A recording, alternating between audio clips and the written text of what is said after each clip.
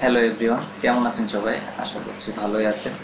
তো আমাদের আজকের টপিক সেকেন্ডারি রাউটার আমরা কীভাবে কনফিগারেশন করতে পারি, যাকে বলে ডিএসসিপি কনফিগারেশন বা ডাইনামিক আইপি কনফিগারেশন। তো সবার প্রথমে আমাদের যেটা করতে হবে, মেইন রাউটারের ল্যান পোর্ট থেকে একটা কেবল নিয়ে সেকেন্ডারি রাউটারের ওয়ান পোর্টে প্লাগ ইন করানো। তারপর যেটা করতে হবে, আমরা ওয়াইফাইয়ের মাধ্যমে কনফিগারেশন করতে পারি, ল্যান পোর্টের মাধ্যমে কনফিগারেশন করতে পারি। তার জন্য আমাদের যেটা করতে হবে, সেকেন্ডারি রাউটারের ল্যান পোর্ট থেকে একটা কেবল আপনার ল্যাপটপ বা ডেস্কটপে প্লাগ ইন করানোর পর স্টার্ট আর সিএমডি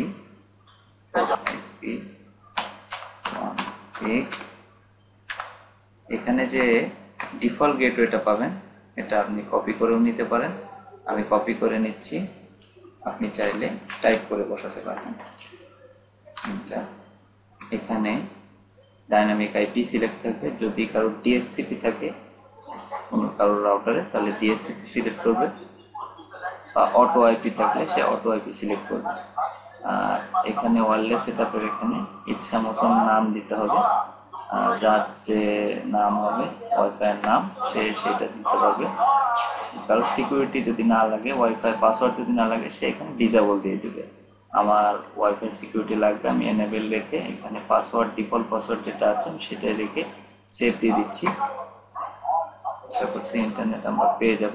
তার জন্য যেটা করতে হবে, স্টার্ট আর সিএমডি ওকে পিং করে দেখি, টিআরএনজি স্পেস 8.8.8.8 ইন্টার, এই যে ইন্টারনেট পেয়ে গেছি। তো তার জন্য আমাদের ডিপলি অ্যাডভান্স মোডে গিয়ে দেখে আসি আইপি কোনটা পেয়েছে।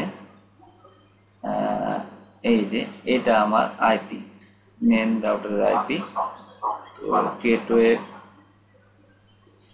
দেখি, ডিফল্ট গেটওয়ে 192.168.100.254। আমি যদি মেন রাউটারে ঢুকতে চাই তাহলেও ঢোকা সম্ভব। দেখুন, আমি মেন রাউটারে ঢুকে দেখাচ্ছি।